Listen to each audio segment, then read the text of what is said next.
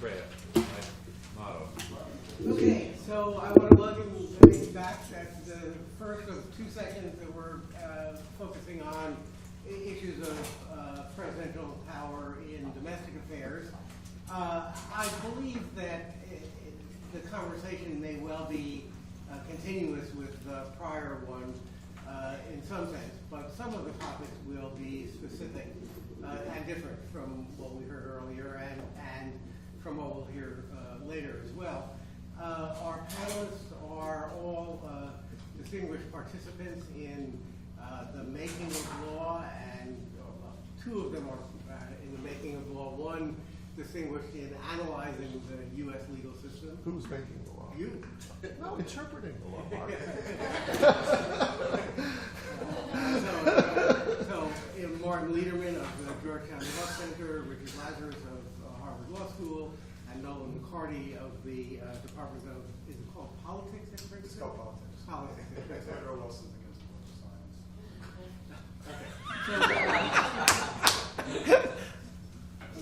science. So we'll start with Richard and then move on Right. to Marty and then I'm just going to talk for a few minutes. I'm going to basically focus on environmental law to give a sense of why we are where we are, and maybe that presents a context for thinking about the merits of one approach rather than another. And it relates, obviously, to the Paris Agreement that President Obama promoted recently. Because I think environmental law's story is really sort of the poster child for the kind of polarization we're talking about, and then the pressures that places on the different branches of government to try to respond to problems. As people know, and certainly as Bruce knows, because he used to actually write a lot in this area, in the 1970s we had this sort of explosion of legislation, overwhelming bipartisan majorities. The one time Nixon actually vetoed a law, the Clean Water Act in '72, Congress quickly overrode it. That was the 70s. In the 80s, it continued unabated. The laws became tougher and tougher and tougher. A really nice iterative process between all branches of government and the states. And Reagan, who had campaigned against a lot of these laws, never vetoed anything as the laws got stronger. And it really led to culmination. 1990, George H.W. Bush actually ran to be the environmental president. He ran against Michael Dukakis on the Boston Harbor, among other things. The only time we really had a candidate run to be the environmental president was George H.W. Bush. And then he did what he said he was going to do. He actually championed the Clean Air Act amendments in 1990, the single toughest pollution control law we have in the United States. Incredibly ambitious, dare I say, creative law, but one in terms of statutory language. And then after 1990, that's it. We have law after law after law after law from 1970 to 1990, tougher, more ambitious, iterative process between all the workings of government, and then there's not a single new environmental law after 1990. That's 26 years and counting. We once thought that if you had a catastrophe, we'd at least get something done. We had our catastrophe in the Gulf oil spill in 2010, and Congress passed nothing. Congress passed not one single law to try to reduce the risks of future oil spills. They passed a law only designed to divvy up the spoils of civil penalties that were received because of the oil spill. So it was pork, but they actually didn't pass any law to actually reduce the risks. Notwithstanding a lot of low-hanging fruit. So environmental law is sort of that's why I say the poster child for complete and utter political paralysis. And there's a reason why in environmental law you need the law to change. It's not supposed to be static. It's supposed to be dynamic. You're supposed to learn. The problems you learn about, the problems change over time. The technologies change over time. But we have our laws that are frozen in space as of 1990 for 25 years. It's a long time. And since 1990, every presidential administration has had to try to address new problems, new ideas, new approaches with new technologies, with statutes which get older and older and older and older over time. They're dealing with a lot of the Air Act language we deal with is 1970, Water Act 72 or 87, Endangered Species Act 73, and we know these, it doesn't really work well. But you're trying to do a lot of sort of square pegs and round holes, or round and square. It just, it doesn't fit. And that leads to a lot of lawyers in all administrations, which is what Brett was talking about. This is not just any administration. Every single administration since 1990, for different ends, they're invariably at the borders of the statutory language. They're trying to find some way to get the statutory language to fit and try to find some way to make it adapt. And then they run right into the courts all the time, not inappropriately run into the courts because that's the check on the executive branch action, because they get nothing from Congress at all. Remember a D.C. Circuit argument a few years ago, actually, in a case where Judge Santel, in response to a lawyer who made the argument, he said, well, if Congress wanted to do this, Congress would pass legislation. And Santel looked down at him and said, anyone who says that has no idea what's going on anymore. That's the silliest statement I've ever heard. And that used to be a normal thing you could say. Well, but it's not.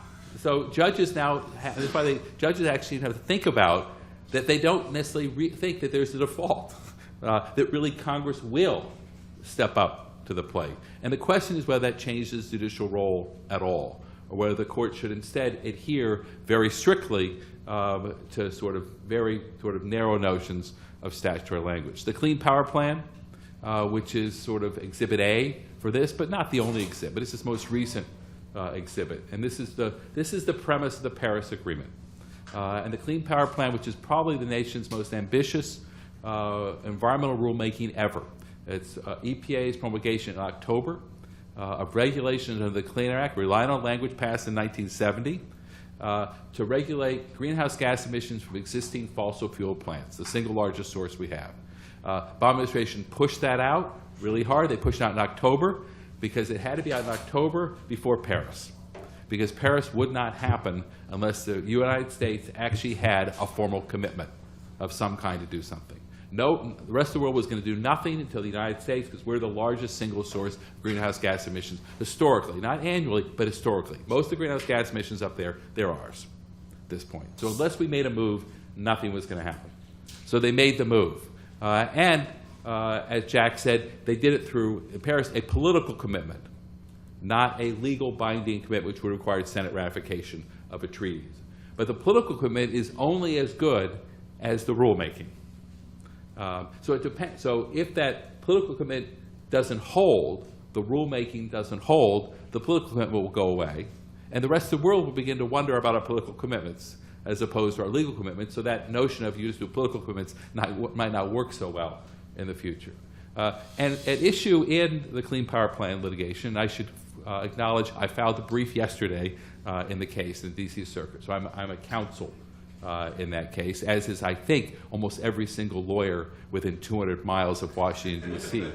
Is a lawyer in that case, so that hardly makes me exclusive in that respect. It's a question of statutory construction. It's a question of how capacious language is and whether you can get that language to fit the power plan or not. It really comes down to one word, the meaning of the word system or not. And there are serious legal arguments on both sides of it, and different philosophical approaches judges will have about what you do with capacious language, capacious versus ambiguous language. To underscore how much people disagree about it, I'm representing two former administrators of EPA in the case, Bill Ruckelshaus, the EPA's first administrator ever, and Bill Riley, seventh, not coincidentally, two Republican administrators of EPA, and my colleague Larry Tribe is representing the coal industry on the other side, has a very different view of it, and sees this very much in constitutional terms. And in describing what the administration is doing, I view it as a question of statutory construction. Chevron, he views the question of separation of powers as characterized what the president is doing as burning the Constitution. And with that, I'll leave it to the next speakers. All right. Thanks, Mark. Wonderful to be here among this great group of friends and scholars and some folks I've just met, but I'm very eager to hear from. I guess what Mark and I had talked about is that I would try to just provide a few remarks to bridge the first panel and this afternoon's panel, and to give a somewhat inside perspective just from my 2 years in the administration, I suppose, and my viewing it from the outside now, and to say that the general descriptions that I hear from, not only from Bruce, but certainly from the right, Mark made reference to David Bernstein's book. John Yoo has just published a new book entitled, of all things, wait, I have this, Liberty's Nemesis, the Unchecked Expansion of the State, with no irony intended, I think. Right, there's a constant theme, and I wonder, and one hears it all the time from people across the political spectrum, that really there's been an extension of what was going on in the Bush administration, and before that Reagan, and Jack was saying going many presidencies back, that this is a danger to the future when presidents who are less enamored of might use these same authorities and these precedents. And it strikes me, I was very enamored of Jack's second book and the idea that the president is in fact quite constrained. Not to say the presidency isn't much more powerful now than it was before the Second World War, of course it is. But that, if you ask Barack Obama, just in the best of all possible worlds, what would be your top 20 things you would want to accomplish if there were no constraints, I'm sure he has not accomplished 18 or 19 of them. Right? The law plays an extraordinary constraint. Not only the law, as Jack points out, but the press and the congressional oversight, much more than anyone really appreciates, except for Jack's book, plays an extraordinary constraining role, right? Most of the yes answers that the president might want from lawyers aren't even asked every day, because it's so obvious that the law would not allow the president to do any president to do 1,000 things that he would like to do. And the idea that lawyers are around to, so Brett and others have used the metaphor of stretching. That the real concern here is the stretching of statutory language, perhaps. Richard just said going to the borders, right? So not stretching at all, but just using the metaphor of going to the ends of the statutory construction. I'll get to that in a second, but I just sort of, to put it in perspective, I'm just trying to figure out what are the sorts of claims of executive overreach or executive authority that we're wondering about. And just as an easy metric that we're all familiar with the Jackson typology in Youngstown. So what have been the controversial Obama moves in categories 2 and 3 of Youngstown, right? So what are the things that he's arguably done in violation of statute that have gotten any attention at all from scholars or otherwise? So one is, when we were in the Office of Legal Counsel, we wrote an opinion about a statute that would have constrained diplomats from appearing in certain negotiations, in certain multilateral bodies, because Iran was there, and after we left, the office issued a different opinion to the same effect. So those statutes were overcome, right? The president said that he could send the diplomats notwithstanding the statutes. There's Zivotofsky, right? So the Jerusalem passport, which was in the first instance done in the Bush administration, there was nothing new about what the Obama administration was arguing there, and the court agreed with it. And there was the example of Bergdahl. So there was the Bergdahl exchange, which seems to be the most prominent Category 3 case, and we can discuss that. But that's not very much.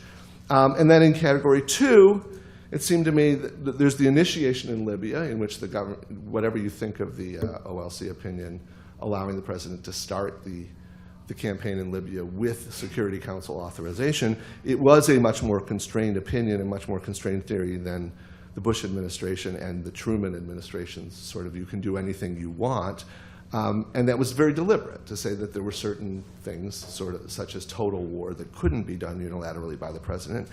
And there's the president, what I mentioned a few minutes ago, the president with respect to Syria, not only for legal reasons, but certainly he was very concerned that acting unilaterally against Assad with respect to the chemical weapons would be setting a constitutional precedent that could be very troubling, and that was one of the reasons he didn't do it, which I think is actually one of the high watermarks of his presidency, although he's getting a lot of criticism in the wake of the Goldberg article.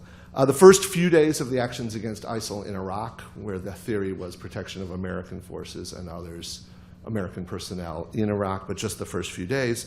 And then the Iran and Paris agreements, which were done on a theory that has in fact been extraordinarily prominent in U.S. diplomacy for 100 years, but has been almost completely ignored by the public, by Congress, and by the Academy. So these non-binding agreements is a phenomenon that I wasn't familiar with until all this started. Turns out that's sort of the daily gist of what the State Department does in terms of agreements for many, many decades, including some very significant agreements like the Helsinki Accords.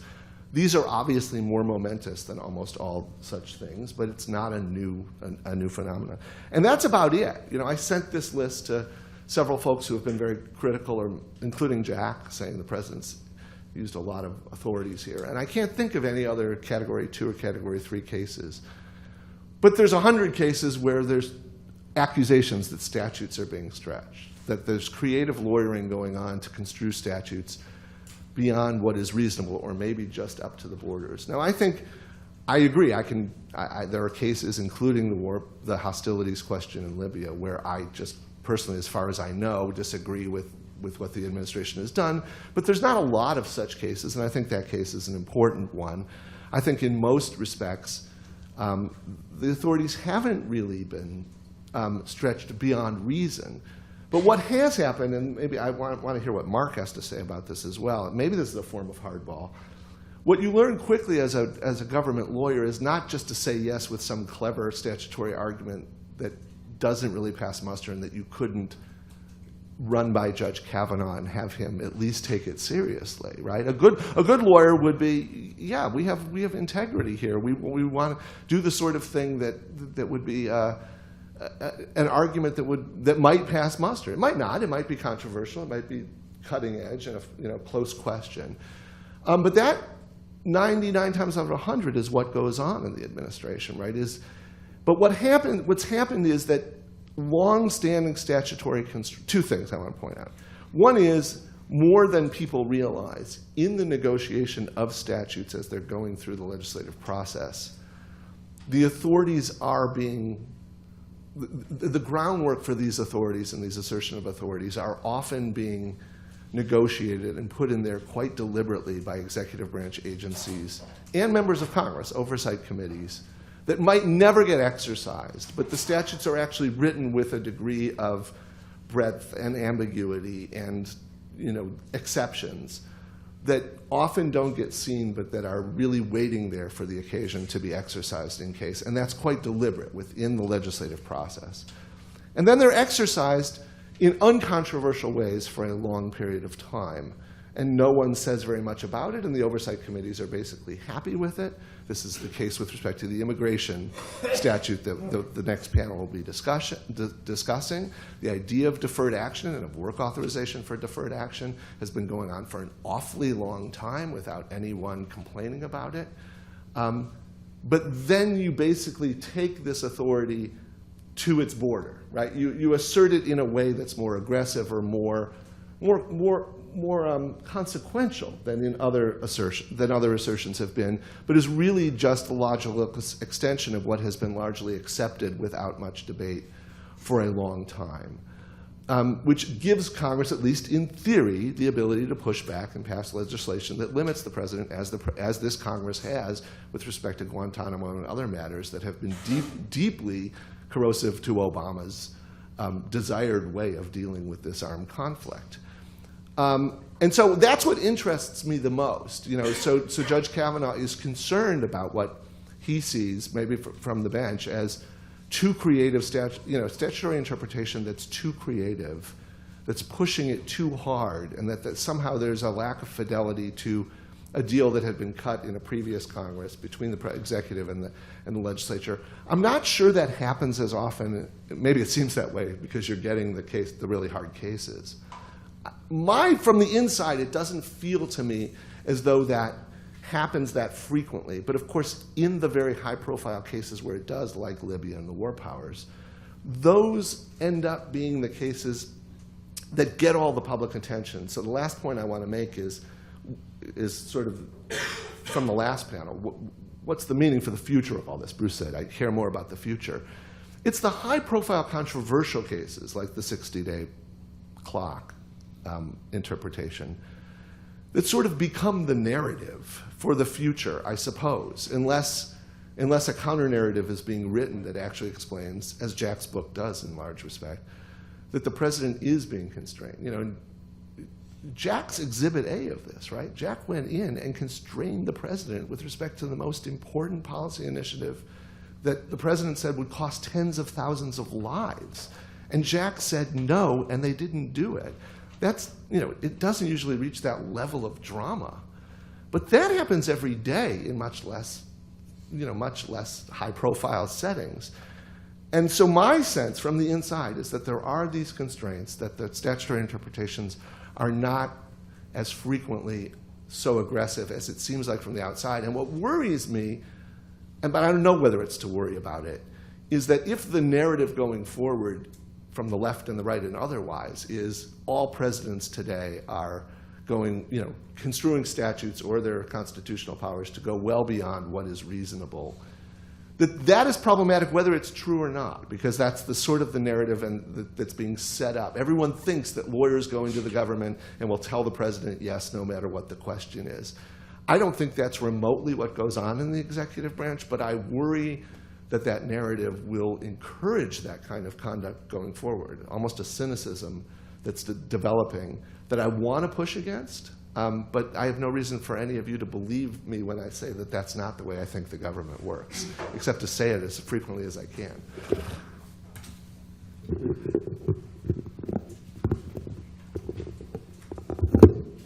Okay, as previously mentioned, I'm a political scientist, not a legal scholar. So I thought what I would do is spend my time talking about what political science knows about the expansion of executive power. But then I realized I had a full 5 minutes to fill up. So I decided to another take. It's only that's only a slightly unfair statement. I think actually there is a lot of good political science work addressing several of these questions, but I don't think it's really added up to kind of a big picture such that we can address the questions that were raised at the first panel, such as, is there anything new here? What are the consequences for policy? Is this the end of kind of the Madisonian Constitution? So I thought I would spend a few of my minutes explaining why we don't have good evidence and answers for those questions, and also raise some other questions that maybe legal scholarship, academic scholarship can address. So one of the reasons why I think political scientists don't have kind of questions that get at the more fundamental questions is that generalized analysis is hard. And I think the first reason is that the repertoire of executive power is really complex and very fluid. So you have executive orders, memoranda, directives, signing statements, appointments, and even more informal channels. And as it's pretty obvious, the boundaries between these mechanisms are fuzzy, and they're clearly manipulated by presidents and others for both political and policy reasons. So there's been this kind of not very interesting, not very illuminating discussion about whether or not it's meaningful that the President Obama has issued fewer executive orders than any president since the 1930s, when at the same time he's issued more executive memoranda than any president in U.S. history. And it's even more troubling because it's very hard for anybody to get a straight explanation about what the difference between executive order and executive memoranda is in terms of its substance. And so there are studies in political science on executive orders. There are studies on executive memoranda. We just don't have a good sense or theories about how those mechanisms interact with one another and what it says about the more fundamental questions. Clearly, the second problem that we confront is that estimating the policy magnitude of the powers that presidents have exercised is very tough. It's very hard to know the counterfactual, what would have happened had the president not acted, what's the kind of tangible impact of that. So we can't even say, for example, well, we see fewer executive orders, but there's some sense bigger in magnitude, because we don't have a good metric for magnitude to make these comparisons over time. Obviously, the second thing that both political scientists and of course legal scholars are interested in is the extent to which they've walked up to the border or walked over the border in terms of legality and constitutionality, and that involves very subjective judgments about measuring the quality of legal arguments. Second is we sort of think about the kind of the justifications for executive power. I mean, we're obviously concerned in those cases where presidents do things against the opposition of congressional majorities, judicial branch, but it's very hard to assess the preferences of those actors. And also in thinking about executive power, at least from political science perspective, I think it's very important to understand presidential motives. To what extent do presidents' position-taking incentives, basically to indicate to the public that they're doing something about an important problem, dictate their use, or how much of it is actually a sincere desire for policy change? How does that affect the choices of the repertoire of ways in which they can approach?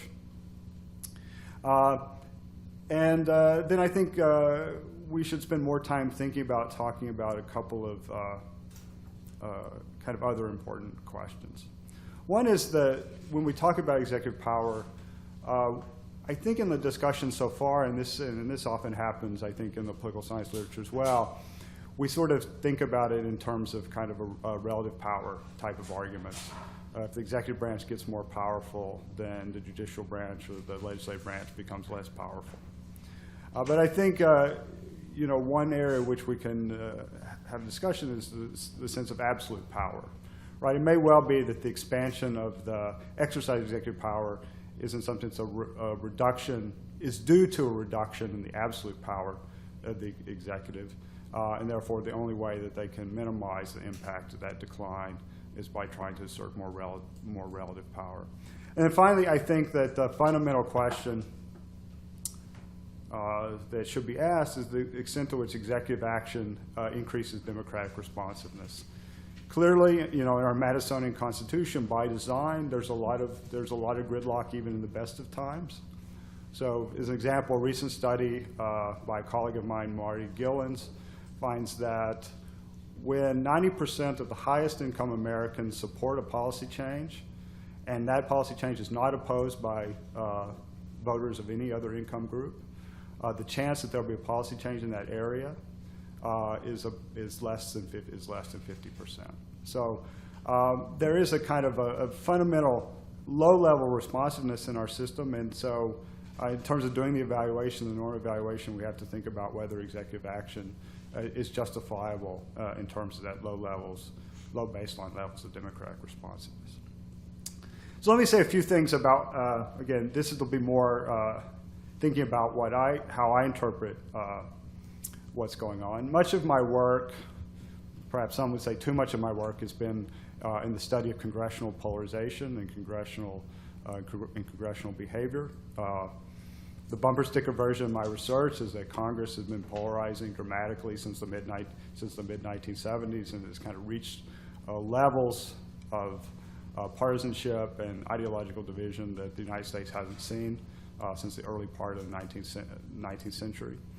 I'm happy to discuss what I think the causes of that are, but I think the implications of that are that it's kind of led to kind of a generalized decline in the kind of procedural norms that operate in the policy system. Some of it can be thought of as congressional hardball, as was mentioned earlier, but I just think a general decline in the respect for procedures, in the willingness to let previous boundaries get in the way.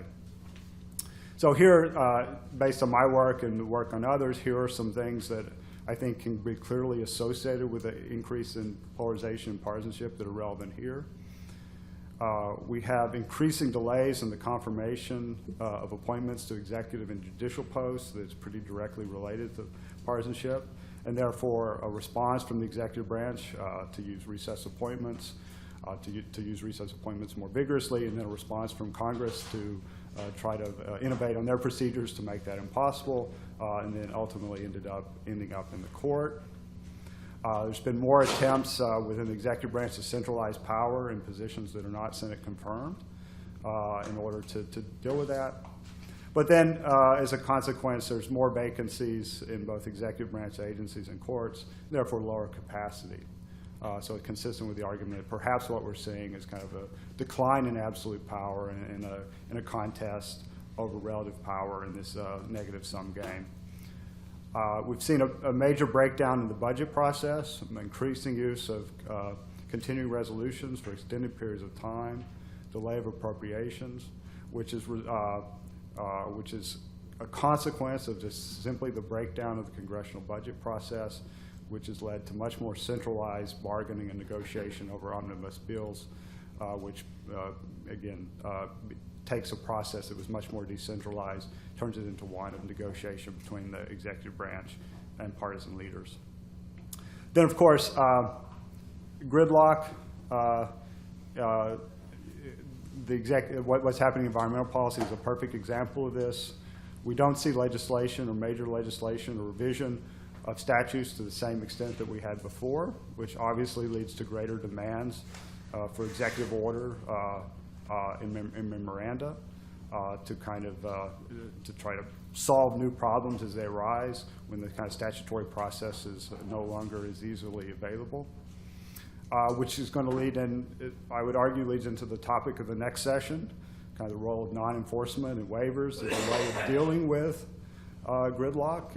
In particular, I've been concerned with the way in which, this related to healthcare, which I think I think the next panel is supposed to talk about healthcare, but if you think about the situation under Obamacare, the fact that it's just an impossibility to go back to Congress to rewrite a poorly drafted statute is again going to kind of shift the onus onto the executive branch to find a way to solve it. And then finally, gridlock and crises.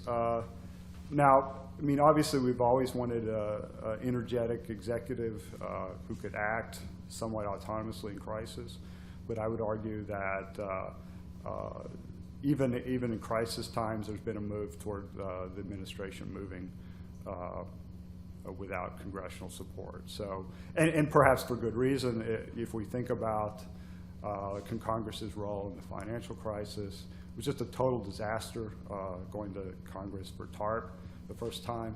And so one could hardly blame the administration and the Federal Reserve for trying to find kind of creative ways of dealing with a crisis in the future. And I think, again, congressional polarization and loss of capacity is probably ultimately responsible for that. So, yeah, so let me end there. So.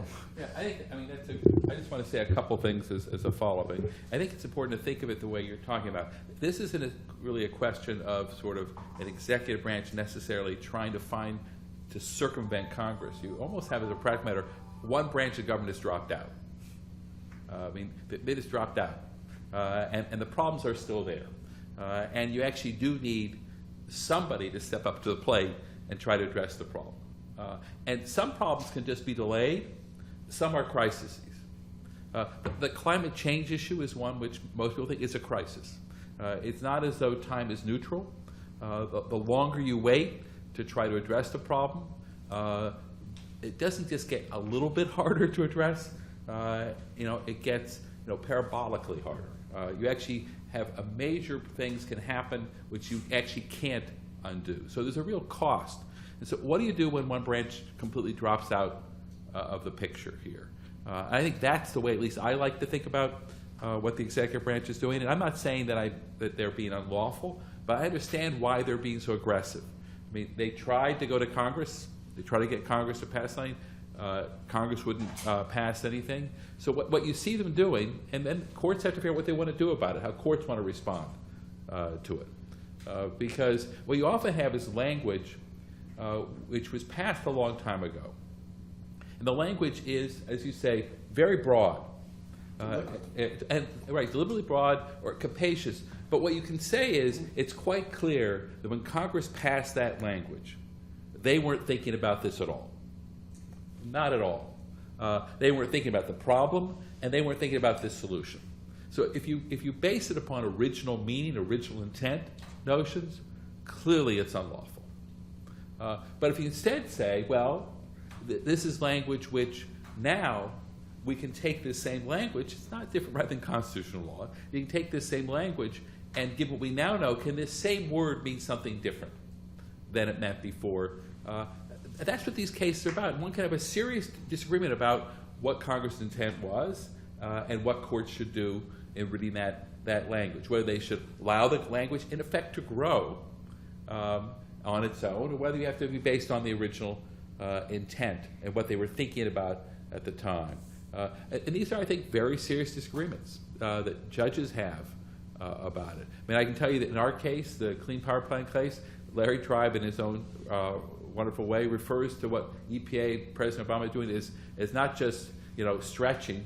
He refers to this is cercle du soleil in terms of how much they're willing to sort of move and do gymnastics. But I think it's really serious challenges the courts face to try to figure out what the role is when the checks and balances aren't working. And one way to approach it is I think you were alluding to, well, we're changing the default a little bit, because Congress can act. I mean, Congress can always act, and maybe you light a little bit of fire under them. That's happened before in environmental law.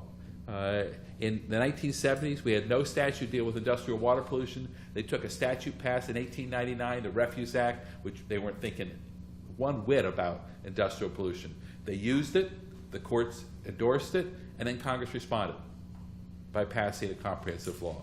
We did it in the late 1970s with hazardous waste sites around the country. We had no provision at all dealing with it. They found a little miscellaneous provision in a statute no one thought about, no one had done anything, and they brought lawsuits around the country. The courts endorsed it, and then Congress responded with a Superfund statute a year later.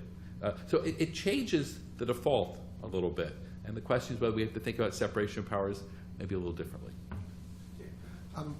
So I want to push back a tiny bit on two things Richard just said from different perspectives. First, just on the statutory construction, Richard said, well, if your metric is original intent or original design, this isn't that. And I'm not sure that's right, and I'm not sure that's what your briefs are saying in cases like these environmental statutes. They weren't thinking about this problem. They weren't thinking about this problem, and this is an argument that Justice Breyer, of course, famously made an oral argument in his dissent in the tobacco Brown and Williamson case is, no, yes, they didn't have this in mind, but we must never forget it is an environmental statute that we are construing, right? It was deliberately written broadly, just as the Food and Drug Act and Cosmetic Act was written broadly, precisely because we wouldn't know decades on what the problems would be. We have Stevens' language and majority opinion that says it, so we don't have to worry. No, you don't. No, I'm saying that the problem in Brown and Williamson, of course, is that the executive had for decades been going to Congress and disclaiming the very authority that they later asserted. That certainly put a different tenor on it, but also it was, tobacco was an ill fit for the statute and the like. But my point, I guess, is that these statutes are often written very broadly, and that's why John Yu's book is actually about we've all seen this in every generation. There's this move to sort of limit the delegation, right? Limit delegation is that many people who are critics of Obama are saying, this is our own. Jack blogs this every few weeks. It's our own fault. We should stop delegating all this authority to the executive. If you don't want the president to be so powerful, Congress, stop writing these capacious statutes and delegating this kind of authority to the president. You have no one to blame but yourself. When you do these things, you should put those constraints in and not allow the executive branch to build in this authority that might be either, from your perspective, of a loaded gun or a desperate move to solve a critical problem decades on. So partly so now you're hearing, right? You're now hearing essay after essay, a whole book full about how we should either revive the non-delegation doctrine or Congress should stop such delegations. And you have Philip Hamburger writing a book about how the whole administrative state is unconstitutional because of these delegations. I think that's a constant theme, and there hasn't been much of a stomach certainly in the judiciary to use that as the mechanism of stopping this sort of thing. But on the other hand, from the perspective of the critics, the Republican critics, you hear this over and over. I'm curious what people think of it. Well, Richard, you think it's a crisis, and Obama thinks it's a crisis, right? Because the world will fall apart if we don't do something about climate change. But we won election. We took over the House and the Senate. Right. And the fact that we're not doing anything is a deliberate policy-based effort to stop legislation from being enacted, because we think that's the better option, and that our constitutional system is set up so that the default, you know all the arguments, the default is against centralized governmental solutions to problems, and you have to get over all of these veto gates or these constraints in order to solve a problem. And if you can win elections and take back both houses and get over the supermajority requirements of filibusters, well, fine, but it's not fair for you to say, this, you hear this all the time, we're sitting on our hands. It's happening right now with Judge Garland. We're sitting on our hands, and therefore you can go ahead and do something. No, we're sitting on our hands because we want to stop Washington from going forward, and you have to respect that. That's the argument. Right, and basically, and I think that's a perfectly fair argument. One response is, it goes back to, I think, what Bruce was talking about before. The same way you have to think about threats to the executive branch because of what's happened in our political process. We've already seen it realized in the legislative branch. I mean, there's a reason why the legislative branch is dysfunctional. It's very much what you were talking about before. It's already happened in the legislative branch, and that is, we're not electing to the median. We're electing to the extremes. Those are the people who are being elected to Congress, and they are unable to reach. They don't think it's dysfunctional. They think it's good government to not pass laws. Right, and but I'm saying that I think that But I think that if you actually represented the American people, you would actually have these laws passed. I think the political process is electing them the same way you worry you get this extreme president. We already have an extreme Congress. We've had that extreme Congress now for a while, and so we actually have a problem with an extreme Congress, and one which has already shut down very necessary lawmaking and may shut down very necessary appointments to the Supreme Court. I mean, I don't see any particular reason to think this is a wait till November happens. So we have a bigger problem here in terms of lawmaking, and this is just one expression of it. But I really do think that what Bruce is talking about in terms of the threats to the presidency, and then he worries about the president with the wrong power. I worry about the threat to the Congress and what's already happened, and that's why I think Congress has dropped out. I think these things are related to each other. I want to, just before opening this up, generally make two observations and then raise one question for. It's okay. I can talk loudly enough, and we don't need. Yeah, it'll be recorded anyway. One observation is just was provoked by Nolan McCarty's thing. So, one innovation, who knows how significant it is now it looks like the Supreme Court is rewriting administrative agency rules, right? In the Zubik order, it said, well, here's an idea. It seems like a good idea to us. What do you think about it? That's also, I think, almost certainly the product of the vacancy on the court. You should see the first draft in which they decided a mediator to deal with that. The second thing is your quotation of Jack saying just stop doing it.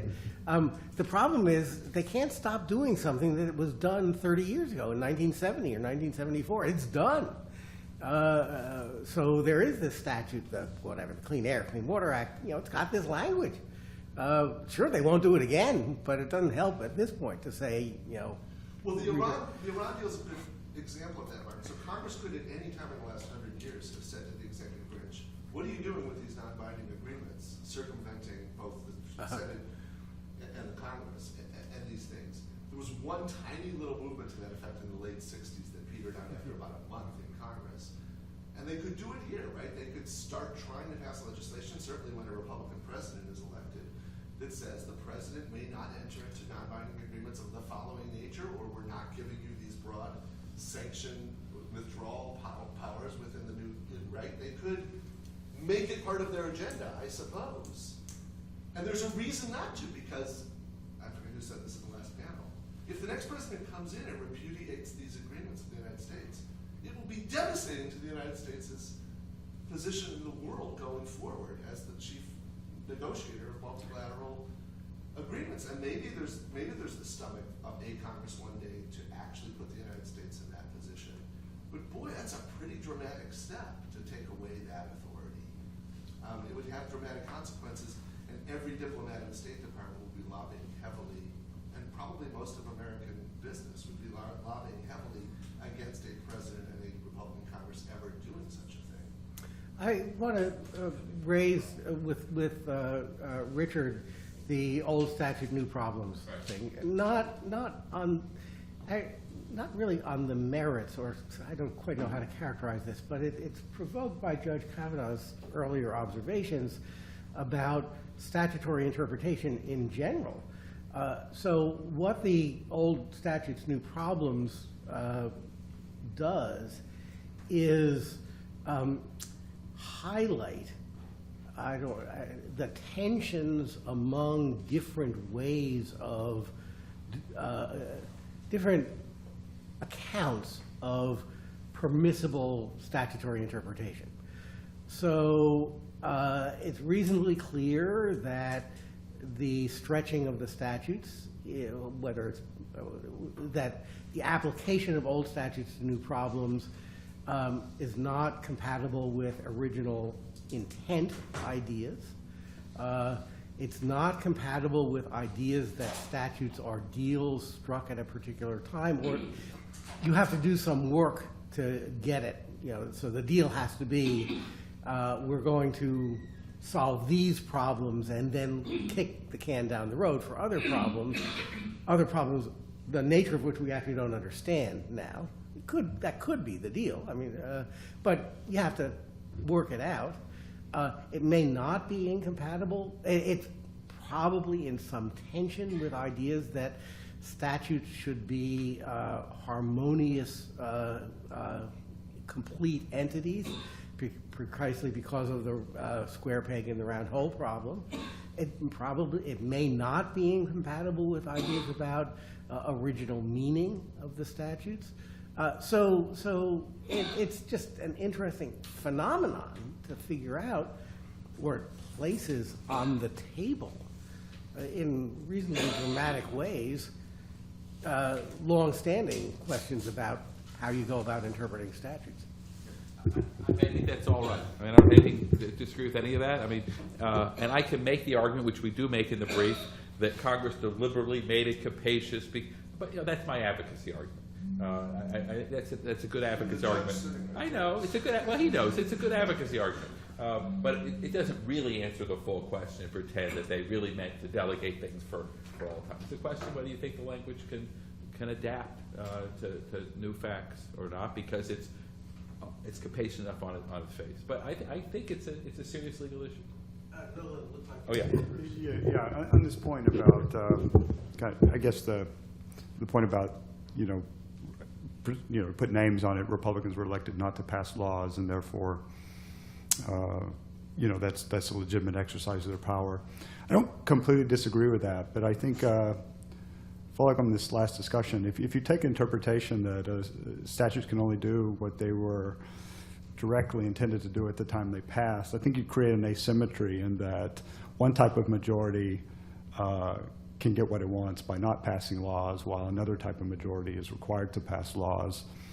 I think you could develop a kind of a democratic norms argument that you should allow some leeway in terms of stretching statutes so that you eliminate this asymmetry between the ability to get what you want by not doing something versus needing to do something. So again, if Congress thinks the statute stretched too far, they do, in principle, have the opportunity to act, and so I think having a principle a principal defense of stretching statutes is reasonable, given that this asymmetry between being able to block and being able to promote is so pernicious in the U.S. system. I would just add one thing before Bruce, which is it does work both ways. So I was saying that oftentimes the executive branch during the legislative process will build in, not loopholes, but actual authorities that may never need to be used but might be used.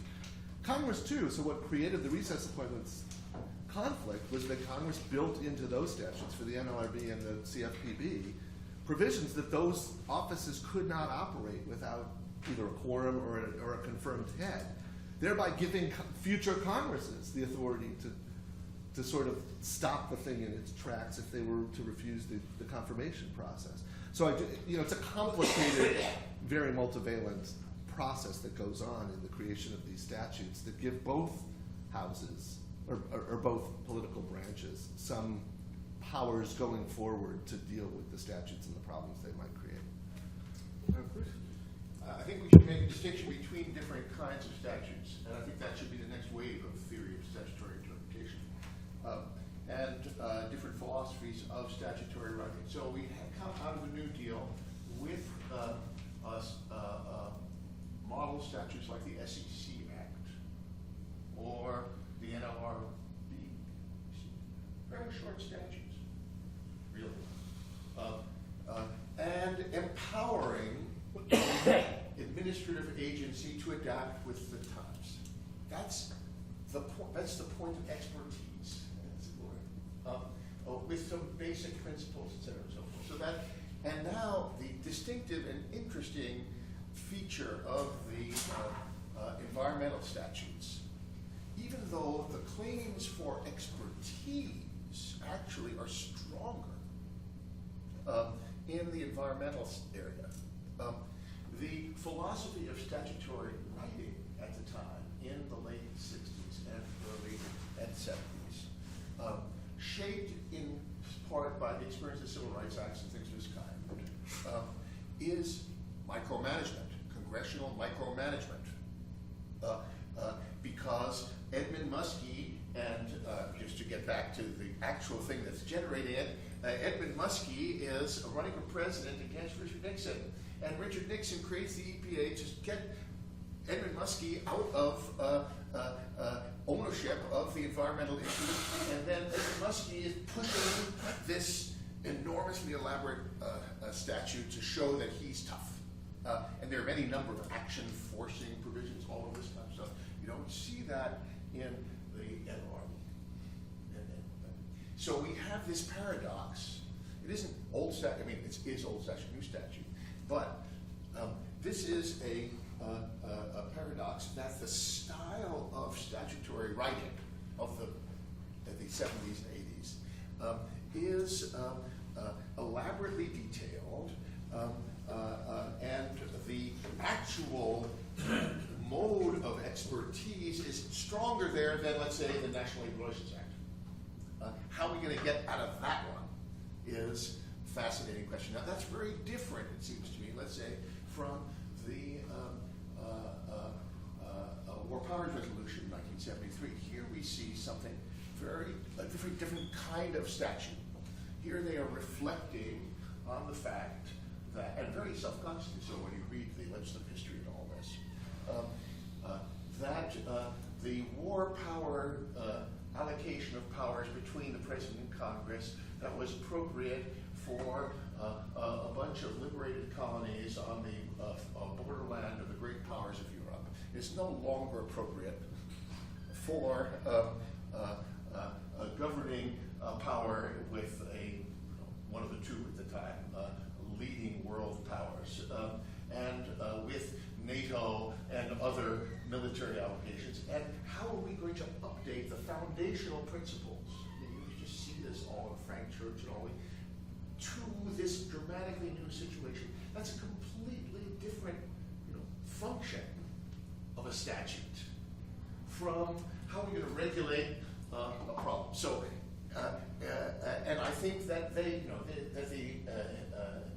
War Powers Resolution is should be given us respect appropriate to that function rather than statutory interpretation, broadly. Now, what that follows, of course, is anybody's guess. The final thought is to talk about crises and emergencies. Now, there are two different kinds. One is something that generates panic in the here and now. Let's say 9/11, or much of the terrible things that have happened. It generates panic in the here and now, and how to shape, and there's this imperative on the president or something to do something dramatic to respond to that problem. That is what I call emergency.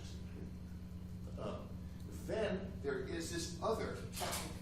The problem with the environment as a crisis is that it isn't generating panic in the here and now. it's technocratically clear, but then you have, well, clear, I mean, as much as anything technocratic is clear. This is, looking at the environmental science, it's clear. But you're stuck with this particular statute, so then you'd have to cherry pick little words, and then, take them out of the context, rather than the architecture of the whole system, like, for example, the Federal Trade Commission Act of the earlier progressive. So the progressive mode of delegation, constrained, of course, by totalizing Schechter prohibitions, was then displaced by this micromanagement. Well, so maybe, let me give an example that happens to be. That's an effort to, So you might be right on the whole, Bruce, that there's been a movement toward more micromanagement away from broad, unconstrained delegations in statutes. Not always, but only in Not this always, dimension. but I actually think it's probably more complicated in any major statute. And just to give the most obvious and salient example, because it's about to be the leading case in the court on the immigration statute. Yes. So it turns out that the immigration case is mostly about the authority of the Department of Homeland Security, previously the Attorney General, to grant work authorization to persons who are not authorized to be present in the United States, to aliens who are not present. And Texas's main argument, and that of the Fifth Circuit, is, hey, in 1986, Congress, with a lot of fanfare, passes this statute, IRCA, that has a broad general prohibition on employers hiring aliens who are unauthorized to be in unauthorized to work. And President Reagan trumpets it. Finally, after many decades, we've put constraints in place to stop the American workforce from being displaced by aliens who are not authorized to be in the United States. And certainly that's the headline. But you know what? The statute says, defines unauthorized alien as an alien who has not been authorized by the Attorney General of the United States to work. A virtually unbounded discretion that was enacted actually against the backdrop of a decades-long practice of the Attorney General granting just such authorizations. And the government's argument is, yes, the general background rule and the headline was that, but the subhead was, unless there's a need in the future for a labor force that we need to, there might be needs that we give the Attorney General broad discretion to fulfill by allowing the authorization of the hiring of aliens. And that's sort of a secondary statutory reason. Now, full disclosure, I filed an amicus brief in this case, tracing the history of this work authorization statute.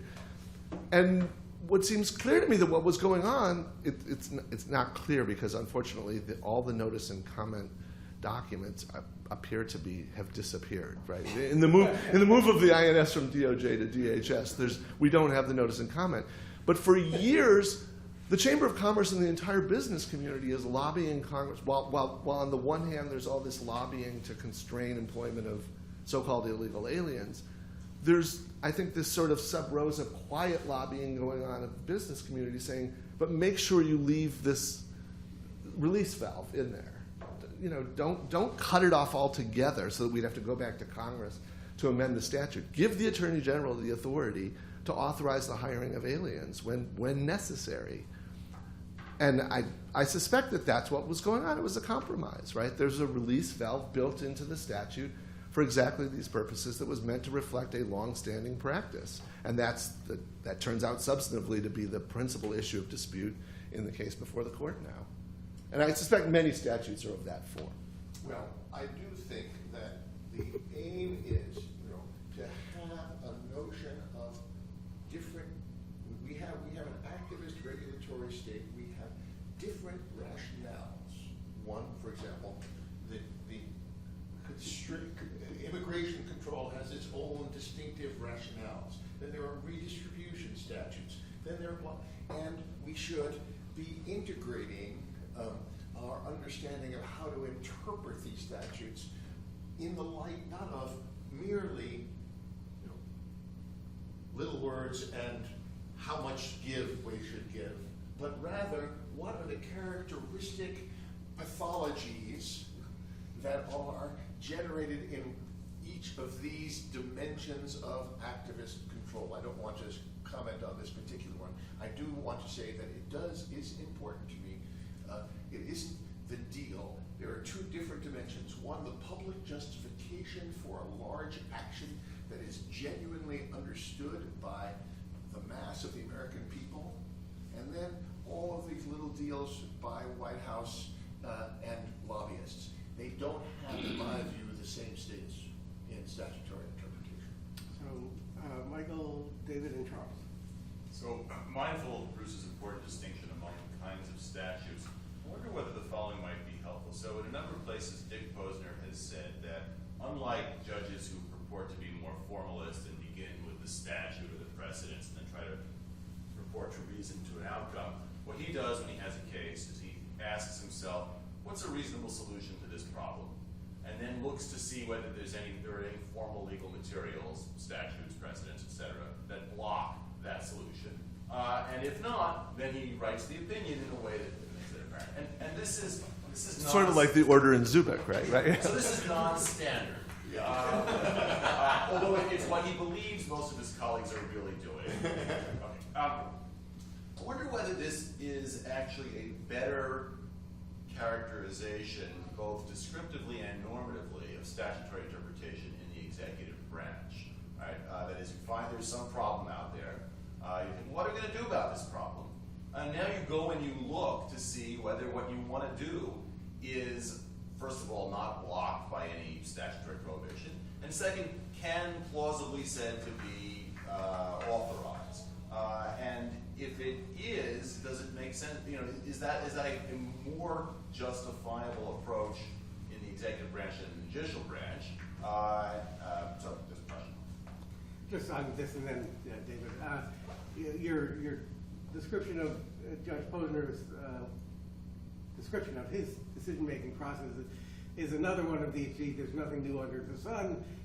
Reminds me of Bruce's invocation of legal realists. It just sounds like Judge Joseph Hutchinson's article, The Judicial Hunch, which is what he said. He was a judge. He said, here's how I do it. I have a hunch about what the right answer is. Then I see if I can do it. Trying to get my thought together on it, but it's something like things are manifesting themselves as debates over executive power, but I wonder if that's just a manifestation of some other shift that's presenting that way. So you might think the way we've educated ourselves about legal interpretation has shifted over the course of the last half century. And that's not necessarily driven by ideas about executive power, it's driven by 1,000 different forces.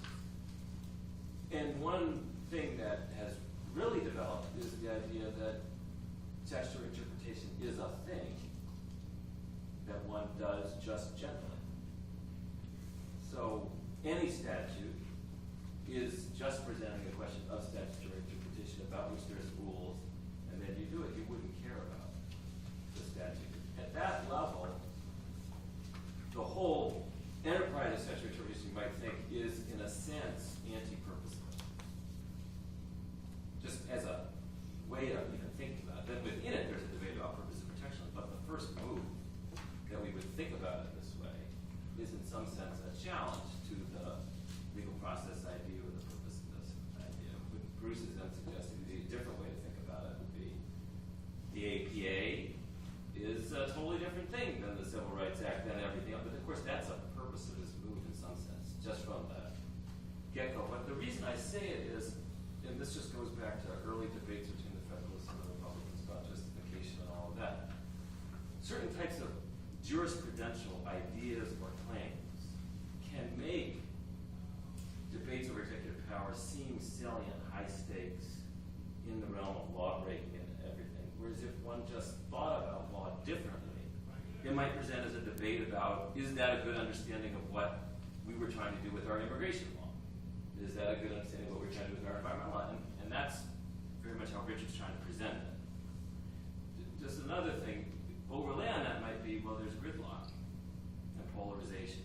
So that's another frame through how to make claims about statute, which is another way of... So David, cause and effect though, isn't this move toward the codification of statutory interpretation as a discipline, it hasn't been indifferent to to this Well, outcome, the thing right? is, people on both sides of the textual resource base seem equally invested in it being true. Bill Esker's got the leading casebook on it from the purpose of his side, and he's as invested in there being something Yes. called statutory interpretation as. But my only point is just to say, what is the source of the way we even think about debates over executive power? Where is it coming from? Can I say just one thing suggested by this, which is, we go from hard Sachs as, and what was it, the Cantaloupe case or something like that? Yeah, in the first 150 pages. So we have this philosophy of statutory interpretation. Then we have neo-Scalia, which is statute, there are 47,000 canons, blah, blah. And what I'm, I guess, suggesting is that you should have, if there's a third way, that is to say, rather than general purposiveness in statutory interpretation, there are, you should have forms of statutory problem solving. There are a number of different statutory problems. Cantaloupes are different from, the AUMFs.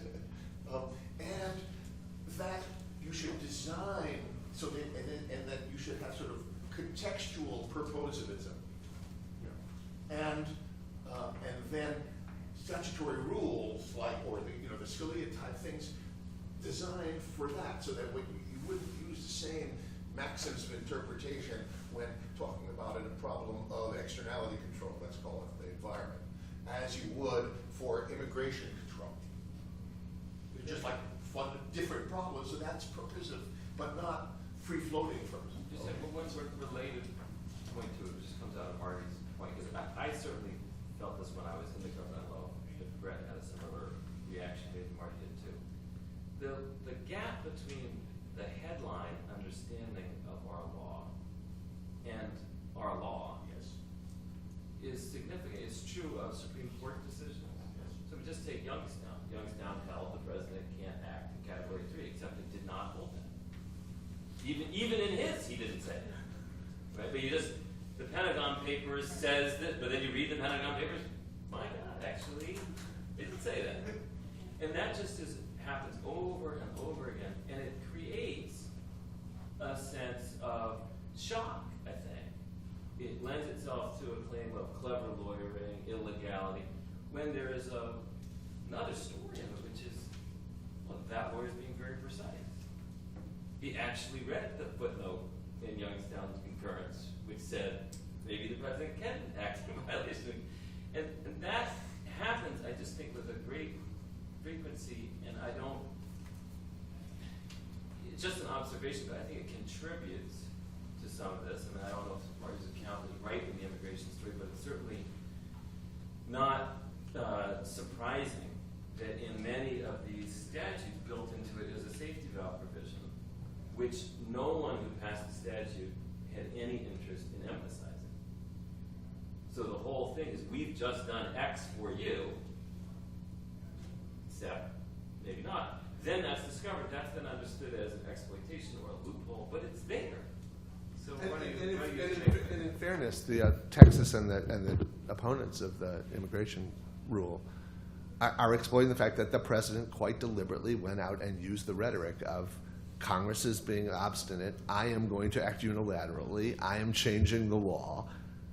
It's an executive order. They didn't counter the idea. There was no executive order. It wasn't unilateral. It was just statutory interpretation by the head of the agency that was in keeping with what they had been doing for 30 years, but there was a political reason for characterizing it as presidential power, right? And what was the political reason, though? I mean, why do that if it's causing backlash well, in the political and legal sphere? a good lawyer is going to tell the president, you might want to do that, but it's going to look very bad when Texas puts that in its brief, which it does, right? It just looks optically.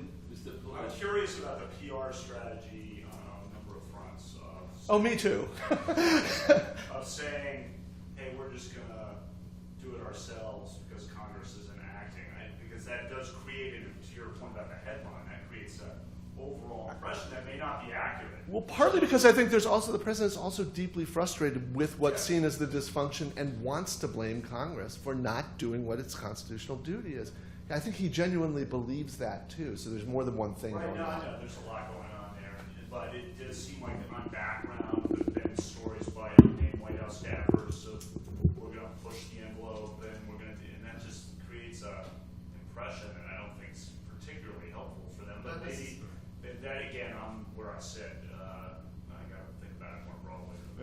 It creates the phenomenon of litigator cringing. As a political scientist, I might comment on the politics. I mean, I think when you do this, I think you don't want to say that this was an easy thing to do, that we always had this authority, and that we waited 5 years.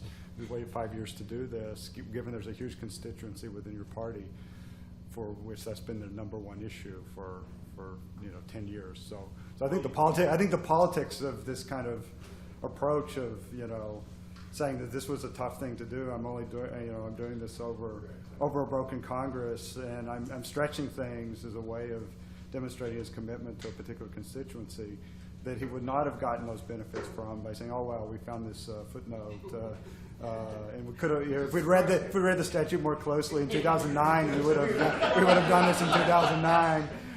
So I think there are pretty clear We political were running reasons. around the attic. That's what we do as government. We prefer Congress to do it because it cements it in for the next Yeah, president. no, I agree that there are reasons for preferring Congress to do it, but I think when you can't get them to do it, you want to admit that it's something you could have done earlier. Because you could have done it and then ask Congress to repeal it or to make it permanent. Well, yeah, right. If you do it right away, executive, then certainly Congress isn't going to do anything, right? Because they figure, what's the incentive? Doing it. Nolan and Richard, I think, have converged on the notion that Congress is absent because of gridlock. It's that they haven't acted. To which one answer, that's what they were elected to do. They were elected not to do anything, so they're the people. Well, of course, that's just not true. I wasn't. That's not my view. That's what they. It's not true. On issue after an issue, if you ask what, in fact, the popular consensus is, that's not it. It isn't. Just some an extreme example, which we have not touched on, and I'm very glad to think that we won't. Abortion.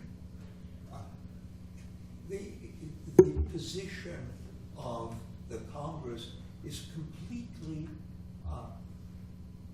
incongruent with the position of the people.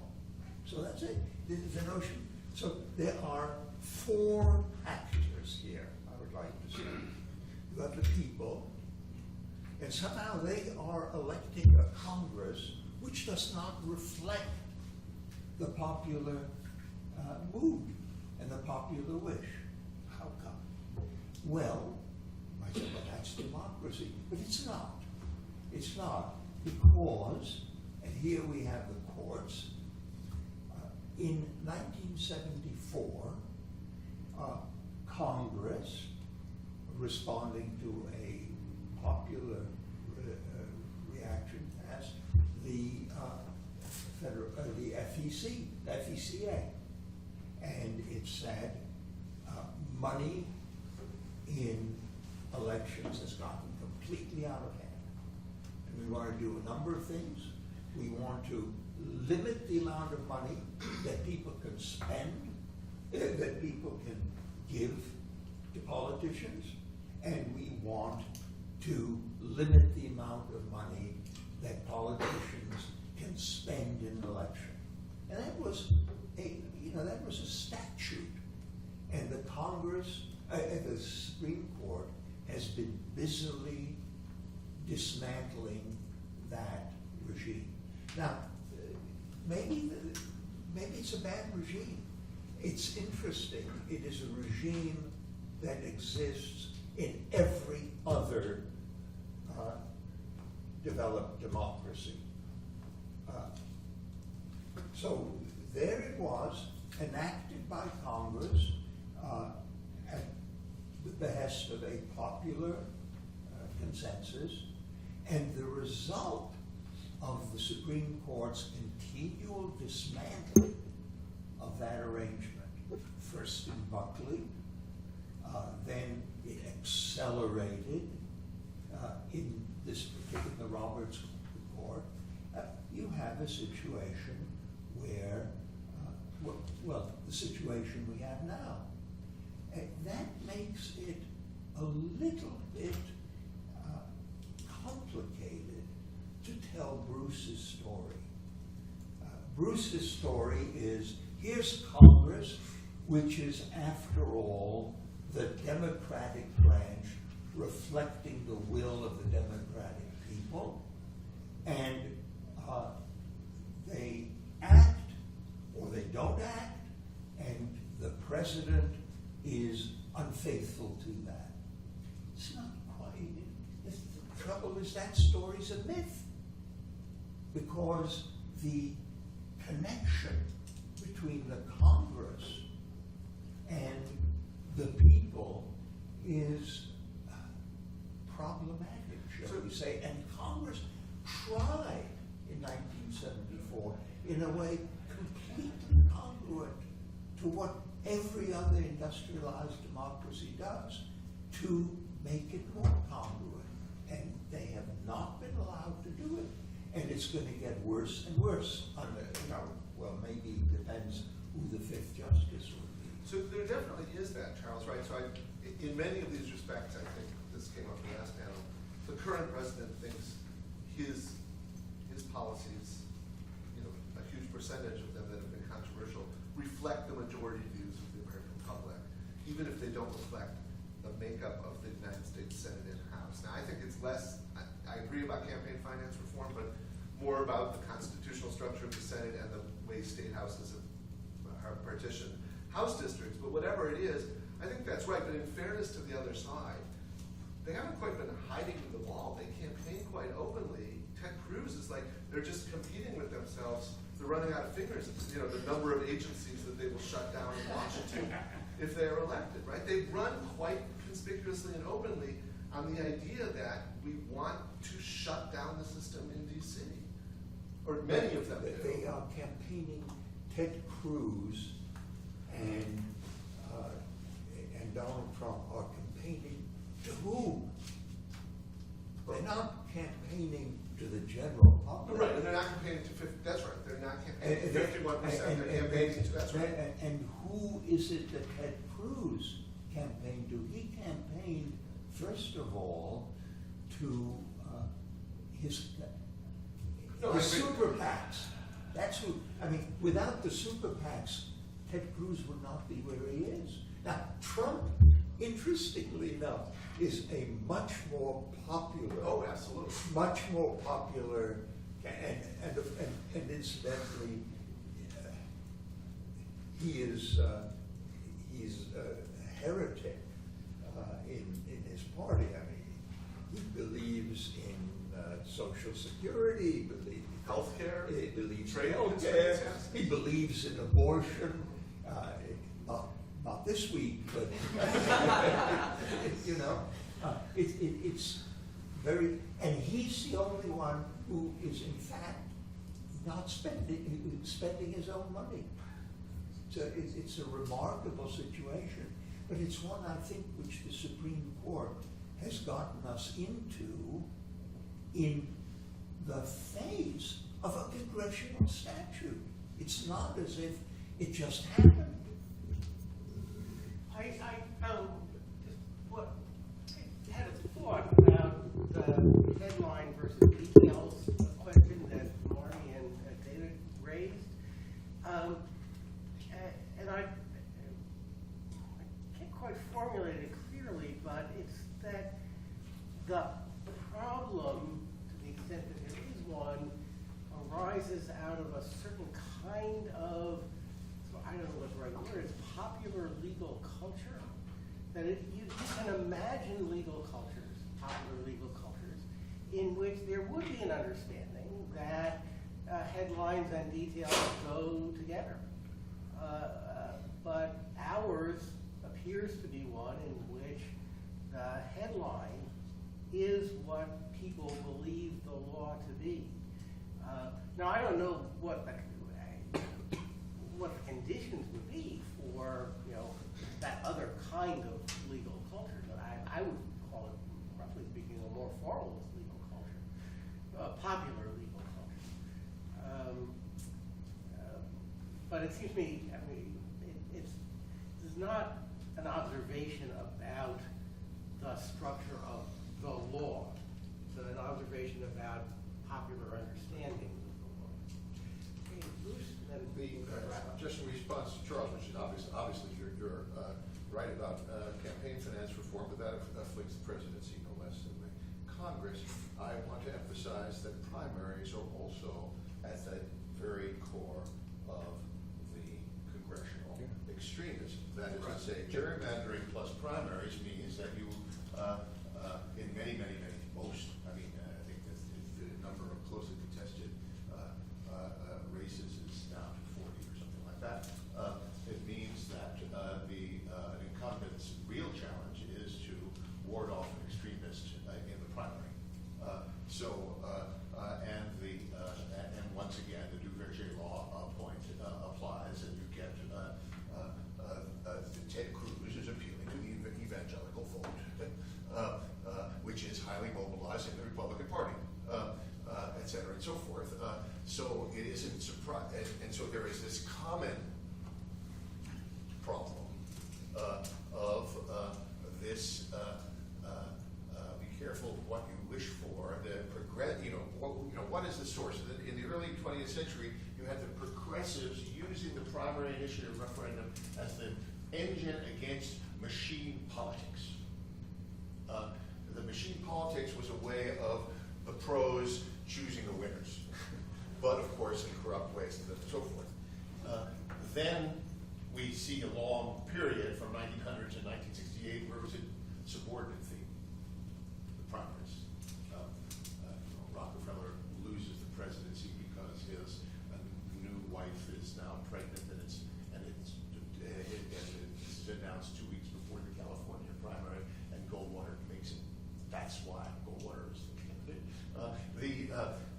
All these things, but now afterwards we have, after 68, primary, leading to these pathologies in which the median voter of the country is only taken into account in the general election to some degree or another.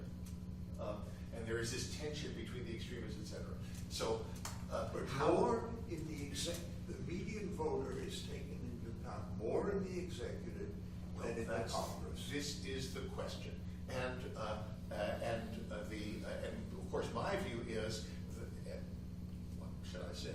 Madison's view in 39 and 40 also is that none of the branches during ordinary politics speak for the people.